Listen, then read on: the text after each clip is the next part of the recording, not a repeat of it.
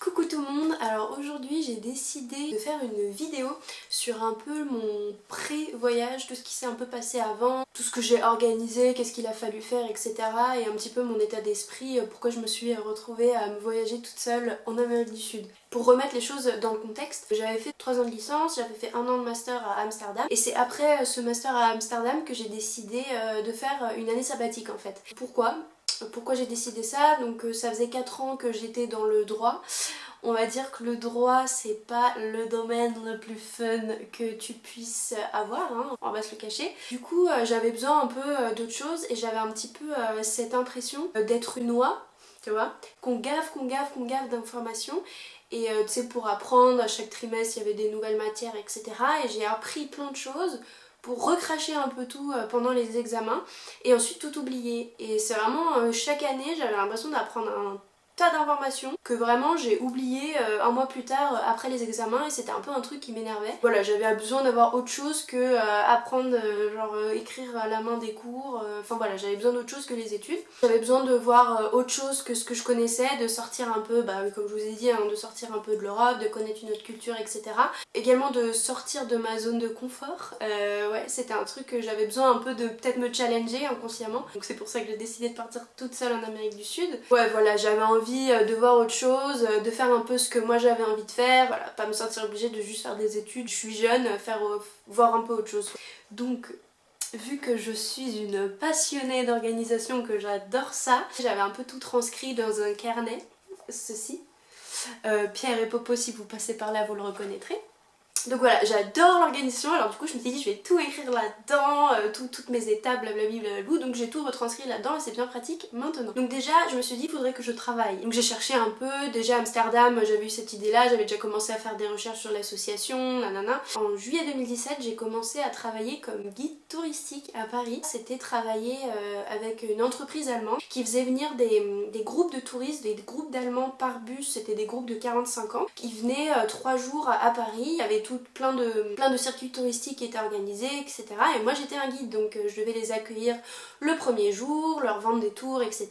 Et ensuite pendant 2 jours, du matin jusqu'au soir, ils étaient avec moi. Moi je devais parler au micro dans le bus, je devais dire au chauffeur de bus où aller, en même temps il fallait que je gère le groupe. Bref, c'était très intense, c'était j'avoue plutôt bien payé. C'est comme ça que j'ai financé mon voyage. Donc j'ai fait ça de juillet à octobre. Juillet, août, j'avais des tours un peu soit la semaine soit le week-end, ça dépendait. Parfois j'enchaînais 2-3 tours d'affilée, ça faisait à peu près 9 jours. Et ensuite de septembre à octobre, les 2 mois, là c'était seulement le week-end parce que il y a tellement de trafic à Paris que c'était un peu galère de faire ces tours la semaine parce qu'il y a trop de trafic, il y a trop de bouchons. Déjà le week-end, je vous raconte pas, c'était une galère, genre entre il y a tout le temps des imprévus à Paris, il y a tout le temps des travaux, des routes barrées, des événements, c'était un casse-tête. Ouais, c'était une expérience assez intense parce qu'il fallait quand même gérer des gros groupes, parler en allemand évidemment, parler de Paris, etc.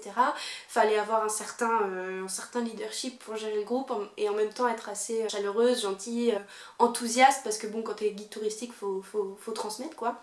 Et du coup c'est comme ça que j'ai gagné de l'argent pour faire mon voyage. J'étais guide touristique pour des touristes allemands. Aux Champs-Élysées, aux Champs-Élysées, au soleil, sous la pluie, à midi ou à minuit, il y a tout ce que vous voulez aux Champs-Élysées. Voilà, donc à partir de septembre, donc j'ai commencé vraiment à m'organiser. Je vais vous montrer ce que j'ai fait. Donc vu, comme je vous ai dit, que j'étais une passionnée d'organisation, je m'étais fait une petite page où j'avais genre les tâches à faire, etc. Je sais pas si vous voyez, j'avais des petites cases oranges et dès que j'avais fini un truc, je remplissais. Parfois je remplissais à moitié parce que c'était commencé mais c'était pas fini. Enfin bref, c'était une vraie passion que j'avais. Ensuite, pour chaque mois, je m'étais fait genre un planning comme ça, là, le planning de septembre, etc. Et tous les jours, je notais ce que j'avais fait ou ce que je devais faire, etc. Je m'étais donc commandé mon passeport français parce qu'il y avait juste la carte d'identité. Je m'étais commandé le passeport français en me disant que ça allait prendre du temps. Je m'étais commandé le permis international aussi, c'est hyper rapide. Je pensais que ça allait prendre super beaucoup de temps. Mais en fait maintenant il suffit d'aller sur un site, tu remplis un formulaire, etc. C'est gratuit, tu le reçois 3 semaines plus tard. Ça a été hyper rapide en fait. Et au final mon permis international je l'ai jamais utilisé, j'ai jamais conduit en Amérique du Sud. Les gens qui me connaissent savent que la conduite n'est pas une passion chez moi. Au contraire, c'est une phobie. Tu vois, j'avais commencé un peu à organiser mon voyage mais c'était encore un peu, disons, c'était pas encore hyper l'itinéraire concret, c'était encore un peu flou, j'avais commencé par les gros trucs administratifs, je m'étais dit ça prendra du temps donc on commence par là, on rentre pas trop dans le vif du sujet encore, donc ça avait commencé par ça. Oh mon dieu, je m'étais fait une grille avec mon budget. Tu sais, c'est le genre de truc, tu commences, t'es plein de bonne volonté, c'est comme les bullet journal, genre tu commences, tu fais 3 pages et après bah t'arrêtes. À chaque fois je commençais et je ne finissais pas. Mon planning d'octobre 2017. Oula, j'ai pris un bain, très important.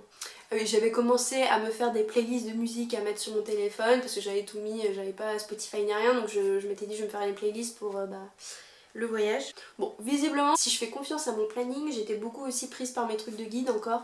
Je devais un peu gérer des trucs pour mon master d'Amsterdam, pour les diplômes, etc. Ensuite en octobre, fin octobre, j'avais fini avec mon job de guide et c'est là où je pouvais vraiment rentrer dans le vif du sujet, rentrer vraiment dans comment faire mon itinéraire, etc. Ah oui, en septembre déjà j'avais commencé un petit peu à apprendre l'espagnol, je faisais un peu de Duolingo quoi. Début novembre j'étais allée voir mon copain pendant 2 semaines au Canada, j'en avais profité un peu parce qu'il faisait une année là-bas.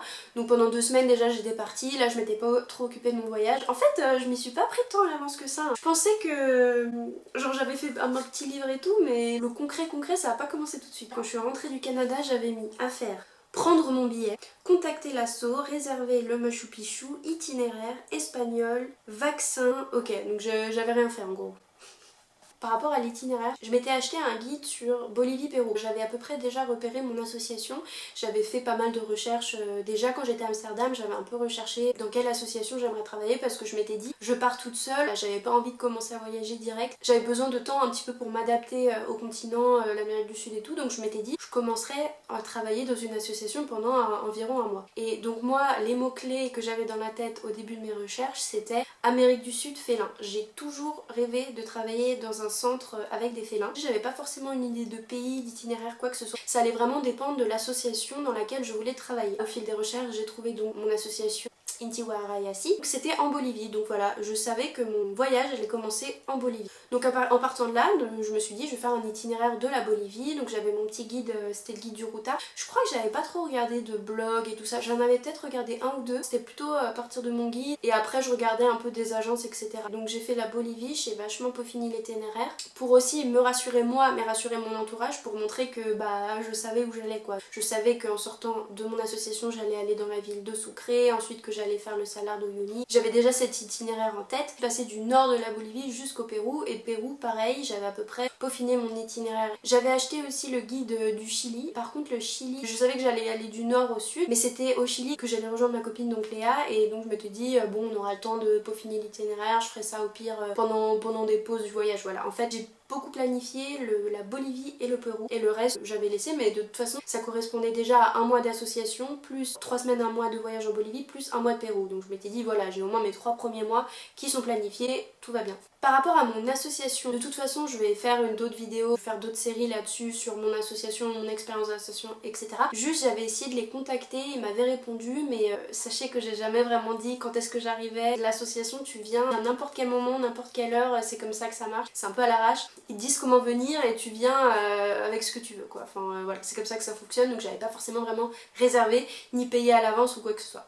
Alors aussi évidemment une fois que j'avais l'itinéraire, je savais que je voulais faire Bolivie, Pérou, Chili, Argentine et finir par le Brésil. À la base je voulais rentrer de Rio. C'est pas du tout passé comme ça mais c'était ce que j'ai fait, donc ensuite évidemment il fallait voir la banque. J'ai dû leur donner mon itinéraire parce qu'évidemment s'ils voient qu'il y a quelqu'un qui utilise ma carte en Bolivie ils auraient tout bloqué. Donc il fallait les prévenir que je serais à peu près à cette période là dans tel pays pour qu'ils sachent voilà, que c'est moi qui retire l'argent. Aussi par rapport à la banque, moi j'avais une Mastercard et je m'étais dit je vais partir avec 2 cartes bleues au cas où. Alors moi je suis Miss Prévention, faut savoir, la prévention ça me connaît, j'adore ça. Et du coup je suis partie avec une Mastercard et j'ai fait faire une Visa. Parce que je m'étais dit ça se trouve les Mastercard dans un pays c'est plus les visas qui marchent, on sait pas. Au moins je visais large donc j'ai pris une Mastercard et une Visa. Faut savoir que ma Visa je l'ai jamais utilisée, ma Mastercard a marché partout. Tout s'est très bien passé, on me l'a pas volé, je l'ai pas perdu, mais mieux vaut prévenir que guérir, n'est-ce pas? Niveau assurance, donc je m'étais un peu renseignée, j'avais pris Cap Assurance, ça s'appelait. Si vous voulez je peux mettre le lien, en fait c'était une assurance où tu choisis exactement, tu dis je pars de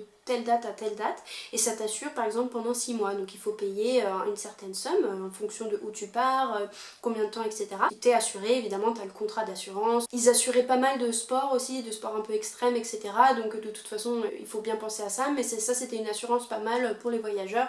Moi j'avais pris ça, j'ai pas eu à l'utiliser, mais évidemment il faut s'assurer parce qu'on sait jamais. Aussi il fallait pendant cette période que je prépare mon diplôme parce qu'en fait je partais donc en année sabbatique, mais l'année d'après je devais faire mon master 2 et j'avais déjà repéré le master que je voulais faire en rentrant. Le seul truc c'est que les candidatures c'était ouvert à peu près en avril, sauf qu'en avril je savais que j'allais être au voyage et moi je ne voulais pas faire ma lettre de motivation ou mon CV pendant que je voyageais, c'était mort. J'ai dû tout faire avant, j'ai dû tout préparer genre en novembre-décembre, ma lettre de motivation, mon CV, préparer mon dossier pour être tranquille en avril et pour juste avoir à envoyer tout le jour même. J'avais déjà préparé l'enveloppe craft et tout avec tout dedans, il fallait juste envoyer parce que voilà, je suis comme ça, j'avais pas envie de faire ça pendant mon voyage donc je l'ai fait avant. Donc c'était aussi quelque chose qu'il fallait que je prépare avant mon voyage, l'après-année sabbatique. Petite anecdote, j'ai postulé pour ce master et c'est dans ce master là que je suis allée l'année d'après. Je me souviens même j'avais fait l'entretien quand j'étais en Équateur avec ma copine Léa. J'ai fait l'entretien, j'avais mis genre ma plus belle chemise entre guillemets, c'était une chemise anti-moustique. Enfin bref, j'avais fait mon truc en Équateur. Aussi il fallait prévoir évidemment les vaccins. Alors il faut savoir que moi je suis partie au Kenya en 2013 et du coup j'avais déjà fait pas mal de vaccins parce que là-bas évidemment il en faut pas mal. Je m'étais fait une liste, j'avais un petit peu regardé les vaccins obligatoires, les vaccins recommandés pour chaque pays. Alors là j'ai écrit des trucs, je vous avoue.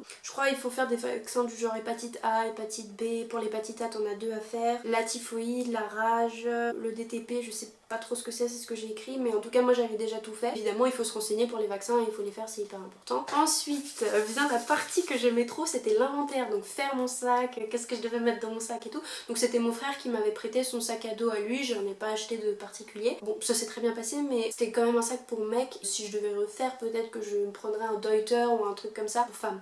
Parce qu'il était un peu grand parfois, mais bon, ça a été... En fait, j'avais le sac à dos, le grand sac à dos, et un sac 30 litres plus petit, quoi. De mémoire, le sac à dos, mon grand sac à dos, il faisait... J'ai envie de dire 60 litres plus 15 litres. J'ai envie de dire ça.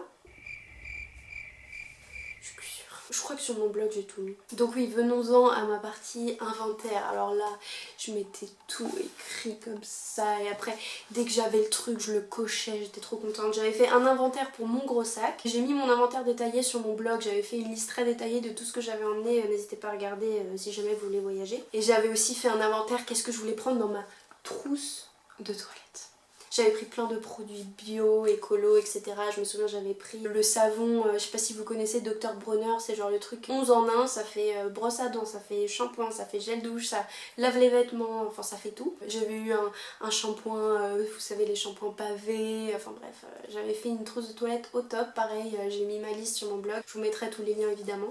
Oh oui, j'avais une gourde paille avec une paille filtre eau de Lifestro, parce que là-bas l'eau n'est pas potable et moi je me voyais comme une grande aventurière, donc t'as la gourde. En fait tu mets de l'eau dedans et en fait t'as une paille qui filtre et qui nettoie l'eau du coup. Et j'avais ça et ça c'était trop bien. Bon je l'ai jeté en rentrant parce que bah elle était un peu crade et tout. Mais ça c'était trop bien. Ma vie aussi, une batterie rechargeable. Alors moi j'avais pris une batterie solaire. Au final j'ai jamais rechargé avec le soleil parce qu'il y avait tout le temps des prises. Même dans ma jungle le vendredi après-midi on pouvait recharger des trucs. Du coup bah, je rechargeais ma batterie. J'avais aussi des compartiments. Ça c'est très utile. On m'avait offert ça à Noël. C'est des compartiments en fait. C'est des sortes de... comment vous dire ça? Ça permet de compartimenter, je sais pas, par exemple mettre votre sorte de trousse à pharmacie, mettre le petit sac de linge sale. Moi je sais que j'avais compartimenté, j'avais mis d'un côté mes affaires sportives et d'un autre côté mes autres affaires pas sportives quoi, de voyage. Je me souviens j'avais pris beaucoup trop d'affaires de sport, même si j'avais fait pas mal de randonnées et tout, c'était un peu too much. J'avais pris un peu trop de t-shirts. Mais je me voyais comme une grande aventurière sportive. Hein. Ce qui était important aussi c'était de prendre une lampe frontale, un câble, une sorte de chargeur qui fait pas juste 1 mètre mais 3 mètres. C'est utile dans les auberges.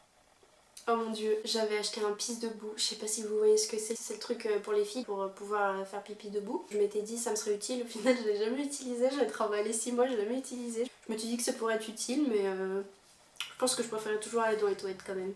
Un adaptateur international, obviously. Ah oui, pour les chaussures, je pourrais vraiment faire une vidéo sur mon inventaire en vrai. Mais pour les chaussures, j'avais pris des chaussures de rando imperméables et hautes qui protégeaient la cheville. Pour les randos, tu vois, au cas où tu te foules la cheville. J'avais vu que c'était mieux de mettre des chaussures de rando hautes. Après, peut-être les bas c'est bien aussi. J'avais pris aussi des baskets, des sortes de baskets de ville entre guillemets qui étaient un peu en fin de vie. Je m'étais dit je les utiliserai pendant mon voyage et je les laisserai là-bas. Ce que j'ai fait. et des tongs. Voilà, j'avais 3 paires de chaussures. Les tongs très utiles même si vous n'allez pas à la plage, par exemple pour aller dans les douches, parce que les douches c'est souvent des douches communes, etc. Donc c'est mieux d'avoir des tongs aux pieds. Oh, très important, mettez le plus de culottes possible. Genre c'est tellement chiant. Si tu prends que 7 culottes, une par jour de la semaine, non, mets-en 15, au moins t'as pas besoin de faire tout le temps la lessive. Prenez plein de culottes. Aussi, toujours pratique d'avoir dans son sac un peu de sac poubelle, on ne sait jamais, même pour mettre son linge sale, etc. Et il y a un rouleau de PQ, on ne sait jamais, c'est toujours très utile d'en avoir un dans son sac. Je me souviens, j'avais acheté une couverture de survie, et ça pour le coup j'avais regardé un petit peu des blogs et il disait la couverture de survie, je l'ai jamais sortie, mais c'est vraiment peut-être juste si vous avez froid, je sais pas si vous faites une rando et vous avez froid, c'est toujours utile. Niveau serviette, j'avais pris une serviette microfibre, vous savez les trucs Décathlon, bon c'est pas la serviette la plus confortable de la terre, etc. mais elle a le mérite de sécher hyper vite, donc ça sèche pas hyper bien, mais c'est hyper pratique, ça prend pas beaucoup de place et ça sèche vite, donc c'est parfait pour le voyage. Aussi, moi mon poncho que j'avais pris niveau K-West, c'était genre un poncho qui coupait du vent mais qui avait aussi des manches, donc c'était trop bien, genre t'avais les manches mais ça faisait aussi un peu long, il était trop bien, genre vraiment ce poncho doit encore exister à Decathlon, si je pouvais conseiller c'est de prendre un poncho avec des manches, c'est trop bien. Aussi un peu indispensable j'ai envie de dire, c'est de prendre des cadenas, même quand vous faites des trajets de bus et tout, c'est toujours rassurant d'avoir un petit cadenas pas sur vos sacs. Au cas où. Je sais que j'avais 2-3 cadenas et ça m'a été assez utile quand même pour à chaque fois mettre dans les sacs pendant les voyages, c'est mieux quand même. J'avais noté un câble de sécurité, ça m'a jamais... je sais pas si vous voyez, c'est les câbles pour mettre les sacs ensemble ou en même temps servir pour étendre le linge. Ça n'a pas été très utile. Une petite corde, prenez un bout de corde pour étendre le linge, c'est très bien. Enfin bref, voilà, je m'étais fait un malin plaisir. Et puis est venu le moment où j'ai dû commander mon billet d'avion. Parce que c'est sympa hein, de prévoir un voyage, de prévoir son itinéraire, etc. Mais ça reste encore assez loin, c'est lointain. Une fois que tu dois prendre ton billet d'avion, alors là ça devient concret, là ça change les choses. Je me dis ah bah j'ai plus le choix là, il n'y a plus de retour en arrière, j'ai pris mon billet d'avion, je pars. Et ce qui est encore plus c'est que quand tu prends juste en aller, parce que j'avais pas pris de retour encore, j'étais restée flexible heureusement parce qu'au final je suis pas du tout rentrée de là où je comptais rentrer. Et au final oui j'ai pris, je crois que j'avais pris mon billet d'avion 5 semaines avant de partir. Quand tu cliques sur panier d'achat, valider le panier d'achat, là où je sais pas comment ils appellent ça, j'étais là genre... Je suis vraiment en train de faire ça, je suis vraiment en train de prévoir mon trajet toute seule en Amérique du Sud. Donc là c'est devenu concret le moment, je crois que c'était fin novembre que je l'ai pris. Là j'étais là genre bon bah plus de retour en arrière, on va y aller. Hein. Ah oui aussi niveau médicaments, je m'étais fait évidemment une liste. Toujours dans ma passion organisation. Je m'étais fait toute une liste, donc toute une trousse de toilettes, etc. Pour gagner un peu de la place, j'avais sorti tous les médocs de leur boîte. Donc c'est souvent un peu une astuce qu'on connaît quand on voyage. Tu sors tous les médicaments de leur boîte cartonnée là pour pas que ça prenne trop de place. Mais du coup t'as plus forcément le nom. Enfin t'as juste le nom mais tu sais plus vraiment à quoi ça correspond. Je m'étais fait une fiche avec tous les noms des médicaments, à quoi ils servent, combien on prend par jour, etc. Enfin je m'étais fait tout un truc détaillé pour savoir si je sais pas si j'avais ma boule au ventre, qu'est-ce que je devais prendre, si j'avais une crise allergique, qu'est-ce que je devais prendre, etc. Donc j'avais fait une liste hyper détaillée pour prévoir tous les malheurs. Au final je suis revenue avec plein de médicaments que j'avais jamais touchés, mais bon encore une fois mieux vaut prévenir que guérir, j'avais tout ce qu'il fallait. Également toujours dans cette veine prévention, j'avais imprimé tous mes papiers un peu importants administratifs, mon passeport, mon contrat d'assurance avec tous les numéros, enfin bref j'avais tout ce genre de trucs. Je les avais imprimés en 2-3 fois, que j'avais mis dans une pochette plastique et j'avais mis cette pochette plastique dans mon petit sac et que j'ai trimballé avec moi pendant 6 mois. Même des photos d'identité au cas où, tout ça j'avais prévu. Si je perdais mes papiers ou j'en sais rien, j'avais prévu ça en imprimant quelques exemplaires des choses importantes au cas où je pouvais pas y accéder en ligne, au cas où j'en aurais besoin. J'en ai jamais eu besoin, mais encore une fois, ça me rassurait. Ensuite niveau espagnol aussi, niveau espagnol donc je vous ai dit j'ai fait Duolingo et après j'avais pris un abonnement d'un mois à Babel parce que Babel je trouvais que ça approfondissait un petit peu, ça donnait un peu plus de règles de grammaire etc. Donc j'avais fait Babel aussi pour avoir un peu des notions d'espagnol avant de partir parce que je partais vraiment...